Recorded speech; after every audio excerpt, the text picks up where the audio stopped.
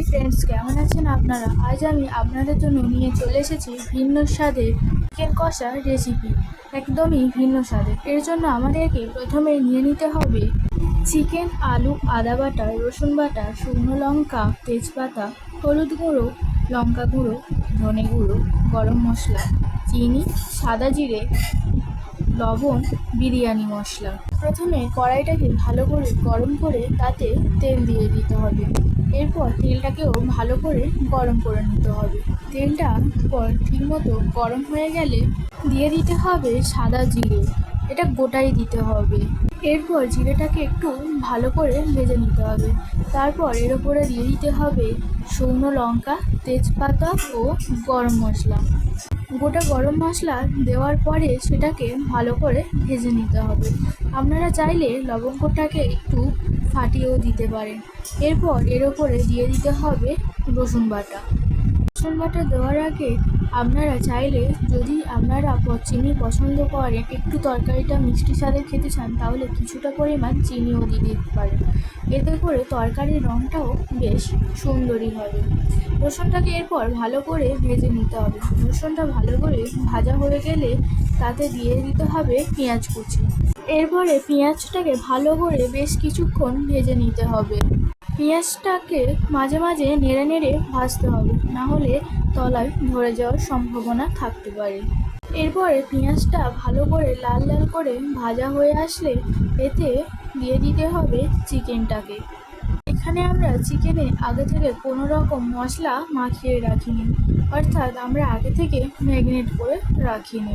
চিকেনটাকে পেঁয়াজের উপরে এরপরে দিয়ে দেওয়ার পর ভালো করে নেড়ে নেড়ে পুরো পেঁয়াজটাকে চিকেনের সঙ্গে রান্না করে নিতে হবে। ভালো করে নাড়াচাড়া করতে হবে যাতে চিকেনটা কড়াই জড়িয়ে না যায় আর ভালো করে তেলটা চিকেনের গায়ে লেগে যায়। বেশ কিছুক্ষণ এইভাবে নাড়াচাড়া করার পর দিয়ে দিতে হবে হলুদ গুঁড়া, লঙ্কা গুঁড়া, আদা বাটা।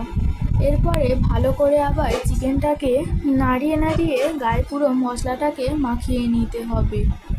আপনারা যদি প্রথমের দিকে রসুন বাটা দেওয়ার আগে চিনিটা দিয়ে থাকেন, তাহলে ভালো করে নাড়িয়ে নাড়িয়ে রান্না করতে হবে, না হলে কড়ার গায়ে সমস্ত মশলা ধরে যেতে পারে। না, এক্ষেত্রে নাড়ানো থামানো যাবে না। এরপর ভালো করে মাংসটাকে কষিয়ে নিতে হবে। মাংসটাকে কষানোর সময় আপনারা সামান্য পরিমাণ জল অ্যাড করে কিছুক্ষণের জন্য ঢাকনা দিয়ে রেখে দিতে পারেন। চাইলেই কষার সময়ে কিছুটা পরিমাণ বিরিয়ানি মশলাও অ্যাড করতে পারেন। এক্ষেত্রে স্বাদটা আরও খেতে ভালো লাগবে। বিরিয়ানি মশলা না থাকায় আমাদের আর বিরিয়ানি মশলাটা দেওয়া হয়নি। এরপরে মা দিয়ে দিয়েছিল ধনে গুঁড়ো। অবশ্য ধনে গুঁড়োটা দেওয়ার পরে কিছুক্ষণ নাড়াচাড়া করে নিয়ে ভালো করে ধনে গুঁড়োটা মাংসের সঙ্গে মিশিয়ে নিয়েছিল।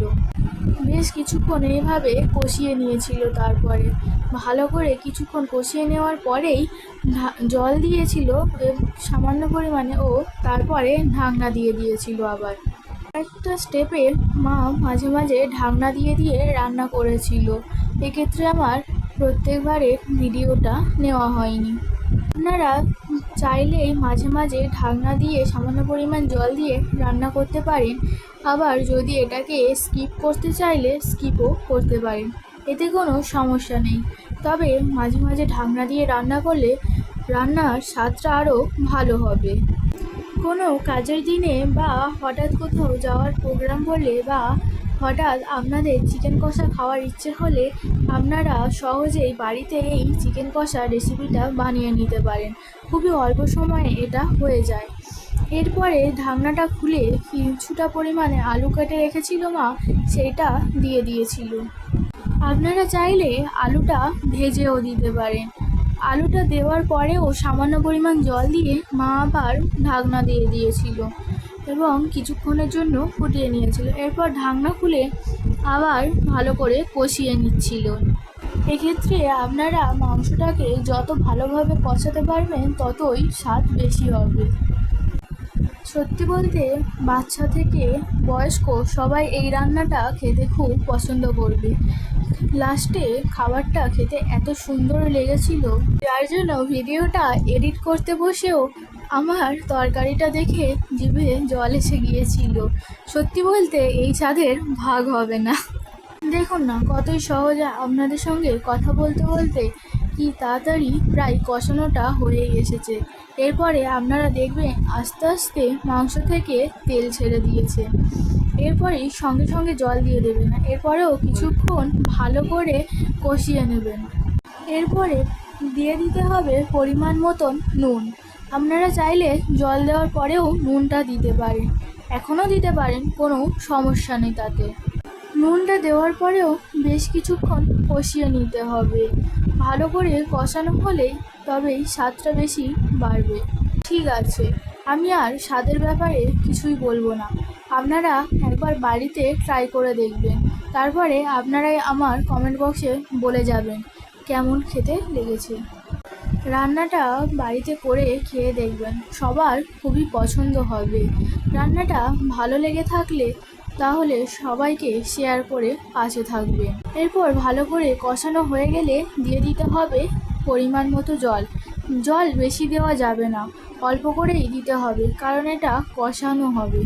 চিকেন কষায় জল বেশি দিয়ে দিলে সেটা চিকেনের ঝোল হয়ে যাবে, তাই কম করে জল দিয়ে কিছুক্ষণের জন্য চাপা দিয়ে রেখে দিতে হবে। তারপরে ঝোলটা কমে গেলে, আলুটা সিদ্ধ হয়ে গেলে ঢাকনা খুলে তারপরে সেটাকে নামিয়ে নিতে হবে। দেখুন লাস্ট লুকটা।